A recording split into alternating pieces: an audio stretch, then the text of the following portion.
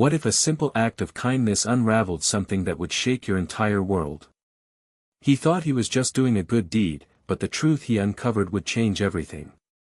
As he stepped into their house, he was faced with a sight that left him speechless, a sight he thought he'd never see again. What's the chilling secret this family has been hiding? Watch now to find out how this shocking discovery unraveled the darkest of truths. James, a wealthy millionaire who was also a widower for nearly a decade, had spent countless sleepless nights wondering how he would raise his daughter without her mother. His wife, Sarah, had been the backbone of their family, the gentle force that kept things together when life seemed to unravel. But after she died, cancer stealing her away too soon, James had been thrust into the overwhelming role of both father and mother. Raising Emily hadn't been easy. From the moment Sarah had been taken, James had poured every ounce of his energy into making sure Emily knew love, stability, and the best that life could offer. He refused to be harsh, to let the pain of loss twist his relationship with her into something cold. He tried to be both caring and understanding, even when his own grief was suffocating. But as Emily grew older, things began to change. She had always been an independent girl, determined and headstrong. He admired that about her, but now it was different. She was a teenager, rebellious and stubborn, challenging him at every turn. Her attitude was sharp, her words often cutting and dismissive. And worst of all, she refused to listen to him. He had tried to guide her, offer advice, but she never took it. No matter how gentle he was, Emily would always push back, determined to carve her own path, even if that path led her down dangerous roads. That evening, after a long day of work, James had returned home to find Emily standing by the door, her eyes sparkling with excitement. She had that look on her face, the one that told him trouble was brewing. "I'm going out with some friends," she said, her voice casual, but James could see the defiance in her eyes. "Emily, you're not going anywhere," James said firmly, his exhaustion finally cracking through his calm demeanor.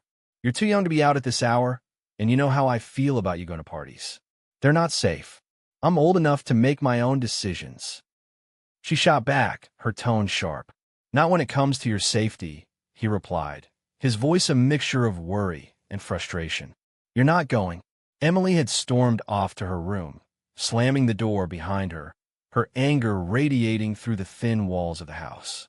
He could hear her moving around, packing a bag, and then, just as he had begun to doze off, he heard the front door creak open. He knew what she was doing, but there was nothing he could do. He was too tired to argue anymore. The next morning, James woke up to an empty house. The bed beside him was untouched. His heart sank. He had fallen asleep too quickly, too easily. Emily was gone. Panic began to set in. He tried calling her, but her phone went straight to voicemail. He sent text after text, but there was no response. As hours turned into a day, his worry grew. James called the police, frantic. He hired a private investigator. Days passed in a blur of phone calls, dead ends, and sleepless nights. By the third day, the investigator had uncovered something that made James's heart stop. A wrecked car had been found on the outskirts of town. There was blood on the ground, and two bodies had been discovered nearby, one of a man and one a young teenage girl. The body of the girl had been burned beyond recognition. But the most damning clue was the fake ID found in the wreckage, one that belonged to Emily. His mind refused to believe it. He wanted to scream, to shake the investigator and demand answers. But deep down, a cold, gnawing truth began to form. Emily, his daughter, his only child, was gone. The body that had been found, there was no way it could have been anyone else. She was dead. Grief shattered him in ways he hadn't thought possible. He buried her in a small, quiet ceremony, holding on to the memory of her bright smile and stubborn ways, convinced that he would never see her again. The thought that his daughter, his Emily, was gone was too much to bear, but the world had moved on, and so had he, or at least he tried to. But as he stood by her grave, his heart heavy with the unbearable weight of loss, there was one thought that clung to him like a shadow. How could he have been so wrong? How could he have missed the signs? How could she have disappeared without a trace? And why Why did he have to bury her before knowing the truth? Months had passed since the day James buried Emily. His heart had never fully healed, but he tried to move forward, though everything felt like a hollow imitation of the life he once had. The pain of losing her still lingered, lurking in quiet corners of his mind. Every now and then, memories would rise like ghosts, sharp and vivid, reminding him of the girl who had once filled his home with laughter. But he carried on, almost mechanically, work, routine, the dull hum of life moving forward. One Friday afternoon, James found himself at the local mall, idly browsing through the aisles of a department store, his mind not fully engaged. He had a few errands to run, just small tasks to fill the time. But in the middle of a purchase, something happened.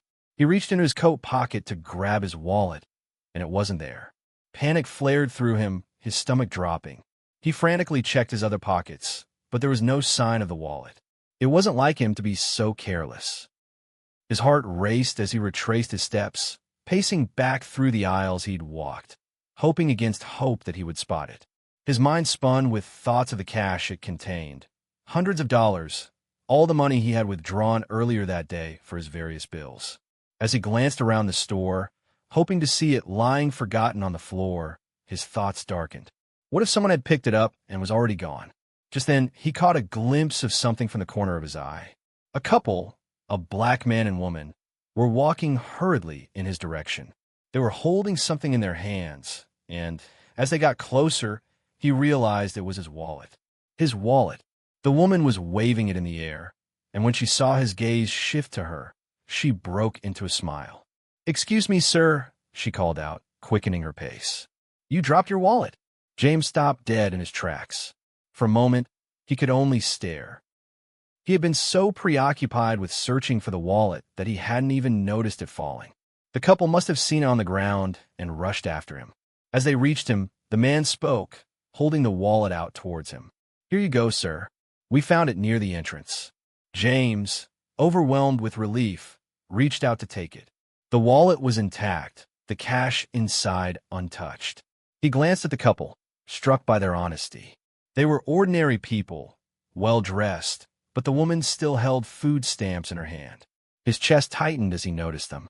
"Thank you," he said, his voice thick with gratitude. "I don't know what to say. That's very generous of you." The woman smiled warmly, her eyes filled with kindness.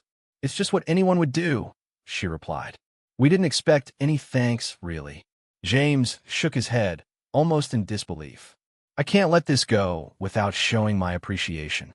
Please, let me offer you something. You've been more than kind." She looked at her husband, then back at James.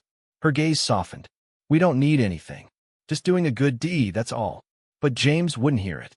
The sincerity in their eyes, the selflessness they displayed, struck a chord deep within him. He couldn't let it go without offering something in return. His mind raced as he thought of the food stamps she was holding. It wasn't just a simple thank you gesture. It was the least he could do. "Please, let me buy your groceries today. Let me cover your shopping, so you don't have to use those." He gestured toward the food stamps in her hand. The couple exchanged a glance. "We really don't want to impose," the man said, his voice hesitant. "We're fine." James wasn't about to back down. "It's no imposition. Let me do this for you. I insist." After a moment's silence, the woman sighed. "Well, if you really want to help, we won't say no." Relief washed over him. They agreed, albeit reluctantly, and they all made their way back into the mall. Inside, James led them through the aisles, picking out the best products, the kind of groceries he knew they could use: fresh fruits, vegetables, canned goods, meats, snacks. He loaded their cart, his sense of satisfaction growing with each item. He wanted to make sure they had more than enough, something that could last them for months. The couple seemed grateful, but still a little reserved, as though they were not used to such generosity. When they reached the checkout, James paid for everything, refusing to let them contribute a single cent. The total didn't matter. This was the least he could do after the kindness they had shown him. As they exited the mall, the couple thanked him profusely. "You didn't have to do this," the man said, "but we truly appreciate it." James smiled, his heart lighter than it had been in a long time. It was the right thing to do. He offered to drive them home, and they accepted. On the way to their house, the car was filled with quiet conversation and gratitude. They explained to James how they had been struggling to survive and how they sold the only car they had for giveaway price because of its poor condition. He felt pity for them and wished there was a way he could help them more. When they reached their home, James helped them unload the groceries from the car. He offered to help them carry some of the groceries inside, but they were quick to turn down his help in an awkward manner. They thanked him once again before he climbed back in his car and drove off. But as he pulled away from their modest home, there was something cold and off about their home. It seemed suspicious. Why would they stop him so fast from coming into their home? He couldn't place a finger on it. It seems they were trying to hide from him. What could be so mysterious that this couple was trying to hide? It was just an ordinary day, or so James thought as he went about his routine. The weight of his grief, though never gone, had faded somewhat into the background of his life. The memories of Emily still crept up on him at night, stealing away his sleep, but by day he had managed to move forward, to face the world. Yet, as he sat in his car, waiting for the light to turn green, something caught his eye. Something small and rectangular, a food stamp. It was the very same food stamp he had seen in the woman's hand during their first meeting at the mall. He had thought nothing of it then, but now, seeing it in his car, it must have slipped into the car while they were unloading the groceries. He had been so focused on the act of giving that he hadn't paid attention to the small details. The moment he saw it, a sense of discomfort washed over him. He should have returned it earlier, but now, staring at the worn paper in his hand, he couldn't ignore the feeling that something was wrong. He had to return it. It was the right thing to do. But as he thought about it, another thought crept in, a thought he hadn't fully considered until now. What if they still needed groceries? What if, despite the gesture he had made, they were struggling more than he had realized? The image of the woman clutching those food stamps lingered in his mind. He couldn't just return it empty-handed. No, he'd buy more. More groceries, something that would last them, something that would make their lives a little easier. James couldn't shake the feeling that there was more to this couple than met the eye. They had been kind, yes, but their reluctance to accept anything in return, it didn't sit right with him. The way they had looked at him, the way they had acted so hesitant and guarded, it made him wonder if they were hiding something. But that was his problem now. He couldn't stop thinking about them, about the honesty in their eyes, and the subtle tension he had noticed in the air. So groceries. He'd buy them more groceries. With his mind made up, he drove to the local supermarket. This time, he wasn't just picking out a few items. This time, he loaded his cart with everything he could think of. He picked up staples, fresh produce, frozen meals, anything he thought would help. His plan was simple. He would drop off the food stamps and surprise them with the groceries. He would make sure they had what they needed, whether they wanted to accept his help or not. Once he was done, James drove to the black couple's house, his mind swirling with a mix of excitement and curiosity. What would they say when he showed up again? Would they be surprised? Would they think he was crazy? He wasn't sure, but he felt like it was the right thing to do. As he approached their house, a small, modest home nestled on the quiet street, he felt a sudden wave of nerves. It was strange, he thought, to feel this anxious about a simple act of kindness. He parked his car and grabbed the bag with the food stamps and the groceries, his hands shaking slightly as he approached the front door. The man opened the door before James had a chance to knock, surprised and shocked to see him again standing there. He hesitated for a moment about letting James in, but seeing him standing with groceries in both hands, it would be rude not to invite him in. "Well, look who it is," the man exclaimed, a smile creeping across his face. "You came back, huh?" James smiled back, though something in his chest tightened. I just wanted to return these," he said, holding out the food stamps. "I realized they had slipped into my car, and I thought I should bring them back." "Oh, don't worry about that," the man said, waving a hand dismissively. "You're already done more than enough. But hey, come on in, come on in." He stepped aside to let James in, his eyes warm with gratitude. James hesitated for a moment before stepping into the house. The door closed behind him with a soft click, and for a moment, everything felt strange. The small, dimly lit hallway seemed oddly familiar. and there was something about the atmosphere in the house that made him feel uneasy, like something was just slightly off, but he couldn't put his finger on it. As he walked through the house, following the man down a narrow corridor, his mind was occupied with the groceries. He couldn't help but notice how quiet the place was, too quiet. He expected to hear voices or movement, but there was only a hushed silence. They rounded a corner, and James's gaze lifted toward the living room. And then time seemed to stop. There, sitting in the living room, was a teenage girl. Her back was turned toward him, but there was something about her, something about the way she moved, the way she stood. James froze. His heart seemed to stutter in his chest. That hair, that posture, the way she held herself. It was Emily, his daughter. A jolt of disbelief and shock coursed through his veins. He couldn't breathe, his heart pounding fast. The world tilted beneath him, spinning in a blur of confusion and horror. He had buried her. He had mourned her. He had held a funeral in her name. Yet there she was, standing right in front of him, her back turned, unaware of his presence. For a moment, he couldn't move. His feet felt rooted to the floor, his mind unable to comprehend what his eyes were telling him. How was this possible? Was he dreaming? Had his grief-driven mind created this illusion? James stood there, his mind a storm of disbelief, as his gaze lingered on the girl sitting on the couch. She was staring blankly at the television, her eyes distant, unfocused, as though the world around her didn't exist. The flickering light from the screen cast odd shadows on her face, making her look almost ethereal, like a ghost. His throat tightened. He could barely breathe as he took a step forward, unable to tear his eyes away from her. She was the image of Emily, his daughter, but there was something off about her, something missing. Her expression was vacant, as though she wasn't even aware of his presence. He swallowed hard, trying to steady his shaking hands. "Emily," he said, his voice thick with emotion, trembling with the weight of hope and confusion. The girl didn't respond. Her eyes didn't even flicker in his direction. She just continued staring at the TV, her face blank, her body still. James's chest tightened painfully, and the silence in the room seemed to press down on him. He called her name again, louder this time.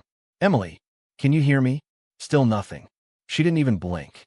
The room seemed to spin around him as a cold realization crept into his mind. This girl, his daughter, the one he had thought was dead, didn't recognize him. She wasn't even looking at him. He felt like the ground beneath him had suddenly disappeared, leaving him suspended in disbelief. The black couple stood in the doorway, their faces filled with confusion. They exchanged uneasy glances, and the man cleared his throat. "Do you know her?" he asked cautiously, his voice full of uncertainty. James could barely form words. His mouth felt dry, and his mind was racing. "Yes," he whispered, his voice shaking. "She's my daughter, Emily. I thought she was dead. I buried her a year ago." The woman stepped closer, her eyes softening as she looked at the girl on the couch. She looked back at James, her brow furrowed in confusion. "But she doesn't seem to remember you or anything. She hasn't said a word since we found her."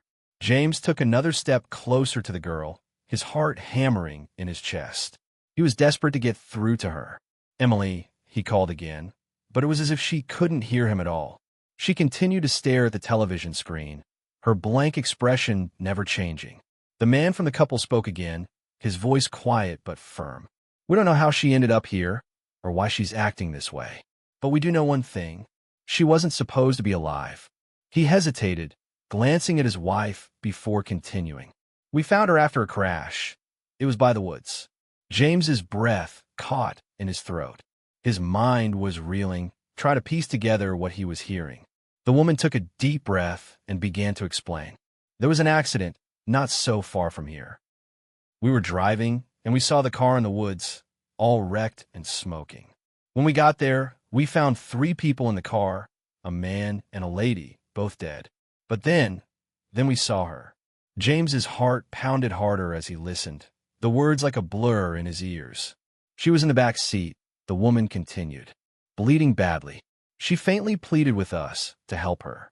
She told us the man in the front seat was trying to kidnap her, that they were after her. I didn't know what to do. I thought She might die right there. James's eyes widened, his pulse racing. He could barely comprehend what she was saying. His daughter, his Emily, had been kidnapped? The thought made him feel sick. He had never even suspected such a thing. We got her out of the car as fast as we could, the man chimed in. But the car exploded shortly after we pulled her out. If we'd stayed any longer, we would have been caught in the blast. It was chaos. We took her to our house. We didn't know what else to do. We didn't have money for a hospital or a doctor, and it was very late at night. And honestly, we didn't know who else to turn to. The woman nodded, a deep sadness in her eyes. We couldn't call an ambulance because we were broke and poor. Some scary-looking men came looking for her, asking about a teenage girl. They knocked on our door that night. James's stomach dropped, his hands trembling. "What did you tell them?" he managed to ask, his voice strained with the weight of the revelation. "We told them we hadn't seen her," the man said, his voice tight with fear. "We lied. They threatened us, James. They said if we told anyone or got the police involved, they would hurt us. We had no choice but to lie."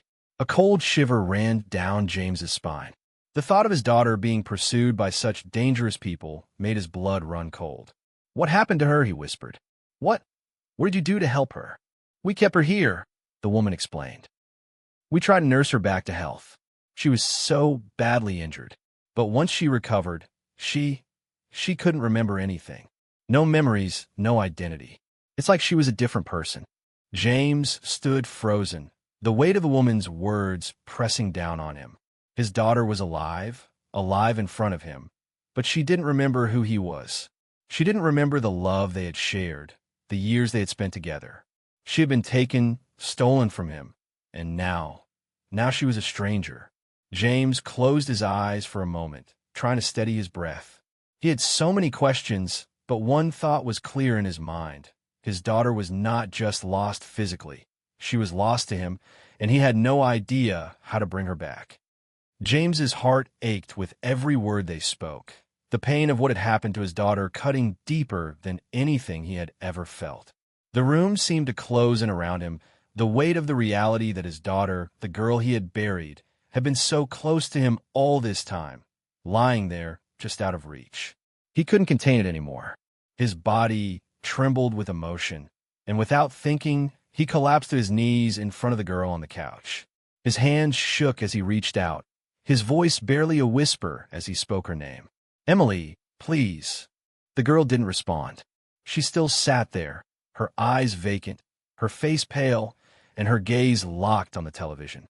James's chest tightened, the sorrow overwhelming him as he whispered her name again. "Emily, it's me, your father." He took a deep breath, fighting to steady his emotions, the tears welling up in his eyes. He knew he had to do something to reach her, something that would bring her back to him. A flood of memories rushed through him, memories of the late nights spent with her when she was a little girl, her laughter filling their home, the songs they used to sing together. He could almost hear her voice now, echoing in the stillness of the room. There was one song, their song, that he and his late wife had sung to her every night when she was 5 years old. The memory of it felt like a lifeline, a thread to the past that could possibly pull her back to him. With trembling hands, he reached for her, his voice breaking as he began to sing. Softly at first, but gaining strength with every word, he sang the lullaby. The melody was familiar, the words carrying the weight of their years together. His voice cracked with emotion, but he kept going, his heart pouring into the song. As the last note hung in the air, something changed. The girl's stillness began to fade. Her eyes, once glassy and distant, flickered. There was a brief moment of recognition. A spark, a glimmer of something in her gaze that hadn't been there before. Her head slowly turned toward him, and James felt a jolt in his chest, his pulse racing as she looked into his eyes. For a long moment, they just stared at each other, neither of them speaking. And then it happened. The girl's eyes widened, her expression shifting from confusion to realization. She blinked rapidly, as though waking from a deep fog. Slowly, cautiously, she leaned forward, her hands trembling as she reached out toward him. "Dad!" Her voice was soft, shaky, as if she was testing the word, unsure if it was true. James's breath caught in his throat. She said it. She remembered him. He opened his arms instinctively, and in an instant she collapsed into him, her arms wrapping tightly around his neck. Tears streamed down James's face as he held her close, unable to believe what was happening. She was here. She was alive. She was in his arms. "I'm so sorry, Dad," she sobbed into his shoulder. "I'm so sorry. I was so disobedient. I should have listened to you. I should have come home. I was so wrong." James's heart swelled with an overwhelming mixture of love and relief. He gently pulled back, cupping her face in his hands as he wiped the tears from her cheeks. "Oh, Emily," he whispered, his voice thick with emotion. "You don't have to apologize. I love you. I've always loved you. You mean the world to me." His hand shook as he held her face, his thumb brushing over her tear-streaked skin. The pain of losing her, the years of uncertainty, all of it seemed to meld away in that moment, replaced by a flood of gratitude and love. He couldn't find the words to express what he was feeling. All he could do was hold her, to tell her again and again how much he loved her, how much she meant to him. She clung to him, her face buried against his chest, as though afraid he might disappear if she let go. He kissed the top of her head, rocking gently with her in his arms. The black couple stood quietly in the background, watching this reunion unfold. Their eyes were filled with silent tears, their expressions a mix of happiness and relief for the girl they had saved. James pulled back slightly, turning toward them. His voice was thick with emotion as he spoke, his gratitude pouring out. "I don't know how to thank you," he said, his eyes filled with sincerity. "You've saved my daughter. You brought her back to me. I owe you everything." The man and woman exchanged a glance, both of them a little overwhelmed by the intensity of the moment. The man stepped forward, his voice gentle but firm. "We didn't do it for thanks," he said softly. "We just did what anyone would do. She needed help." James nodded, his eyes clouded with emotion. He wasn't sure what he could say to adequately express his gratitude. But as he looked at the couple, his heart swelled with a deep sense of admiration. They had risked everything for his daughter. They had saved her when no one else could. "You've given me back the most precious thing in my life," James said, his voice barely above a whisper. "I can't ever repay you for that, but I'll try. I want to help you. I'm going to buy you a house and a car. Whatever you need. You deserve it." The black couple seemed taken aback, their eyes wide with surprise. They shook their heads, as if to refuse, but James was insistent. "No," he said firmly. "You've done something I can never repay, but I can try. Please, let me do this for you." And in that moment, as he held his daughter close, as the woman and man stood silently, all the pain, all the grief seemed to fade into the background. For the first time in a long time, James felt whole again. His daughter was back. Sometimes the smallest act of kindness can lead to the most unimaginable miracle. James had no idea that a simple gesture, returning a favor, helping strangers buy groceries, would lead him to the very thing he thought he had lost forever, his daughter. So, let this story be a gentle reminder. You never know what someone is going through, and you never know how your goodness might change their world or yours. If this story touched your heart, like, share, subscribe, and turn on the notification bell for more powerful, soul-touching stories that restore faith in humanity.